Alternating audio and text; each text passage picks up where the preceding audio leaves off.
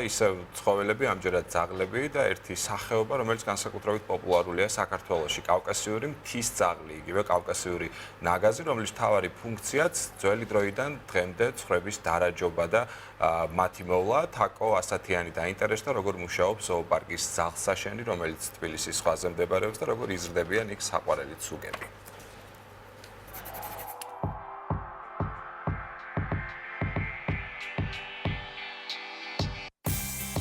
თბილისის ზღვასთან ახლოს უზარმაზარ ტერიტორიაზე ერთი წელია, რაც კეთილმოწყობილი ვოლიერები გაჩნდა.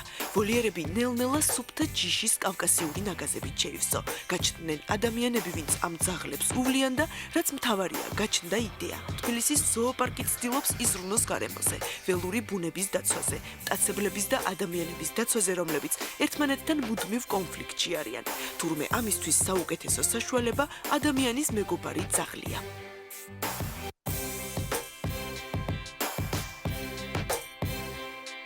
კავკასიური ნაგაზი ეს გახლავთ ერთ-ერთი ალბათ საუკეთესო ჯიში ამ მიმართულებით, რადგანაც მისი ამოცანა სწორედ იყო ადამიანის, ასე ვთქვათ, საკუთრების, ყოველ შემთხვევაში შინაური ცხოველების დაცვა გარეული ცხოველებისაგან.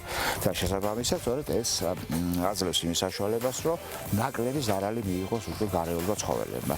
ეს ძალიან დიდი როლი ეკისრებათ ამ ძაღლებს და სწორედ ეს გახლავთ ერთ-ერთი ძირითადი ამოცანა, რატო გადავწყვიტეთ, რომ ყოფილიყო ერთ-ერთი მიზეზი, სწორედ ეს არის, რომ რატო უნდა გავამრავლოთ კავკასიური ნაგაზები. აქ გვხვდება გრძელ და მოკლე ბეწვიანი კავკასიური ნაგაზი, მოსიყვარულე, კეთილი, ყველაზე ერთგული ადამიანის მეგობარი. ამ უნიკალური ჯიშის აღდგენა და მათი გენოფონდის შენარჩუნება იყო ძაღლსაშენის შექმნის კიდევ ერთი მიზანი. თვითონ კავკასიური ნაგაზი საკმაოდ მცირედი ცხოვანი არის საქართველოში, განსაკუთრებით მცირედი ცხოვანი არის თვითონ იმ ადგილებში, სადაც ეს უნდა იყოს, ანუ თვითონ ფერმებში, მეცხვარეებში, უამრავი ძაღლები არიან, მაგრამ ესეთ კავკასიური ჯიშიანი კავკასიური ნაგაზი ძალიან ცოტაა.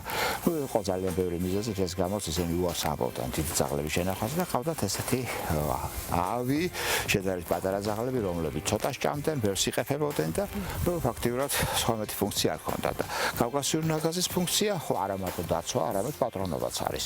თუ შესაბამისად ეს ფუნქცია გვინდა რომ აღვადგინოთ და გვინდა რომ თქვა აქეთ გამრავლებული ჩვენთან გამრავდაბადებული ძაღლები გადავცეთ იმ ადამიანებს, რომლებიც ჯერ ერთი კარგად მოუვლიან ძაღლებს და მეორეც ერთი იქნება ისინი დაკავებული იქნებიან თავიანთ საქმიანობით, ანუ სხვაში.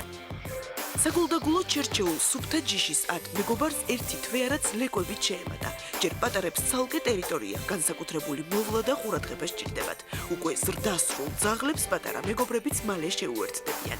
მათ ყველას საკუთარი სახელები აქვთ, საკუთარი ხასიათი, სურვილები, კვება და დღის რეჟიმი. 10 ძაღლი ყავს, იქიდან 9 დედალია და 1 მამალია. დილით ჩვეულებრივ რეჟიმში ვიწყებთ 8 საათზე მუშაობას ძაღლებთან. საჭმელს ვაჭმევთ. გამოყვავს ვაგულავებთ და მე ყველა თავის ვოლიერში იდება. ძაღლზე ერთგული არაფერი არ არსებობს ცხოვრებაში.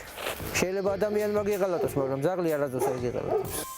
უკვე 14-ნი არიან. ერთ დიდ ძაღლსაშენში მხიარულად ცხოვრობენ და დიდი მისიის შესასრულებლად ემზადებიან. თუმცა ეს ყველაფერი არ არის. ძაღლსაშენს სამომავლო გეგმებიც აქვს. მალე კავკასიურ ნაგაზებს სასეირდოდ მეტი ფართი ექნებათ. ექნებათ დამატებითი ვოლიერები და მათ სხვა უიშვიათესი ჯიშის მეგობრებიც შეუერთდებათ.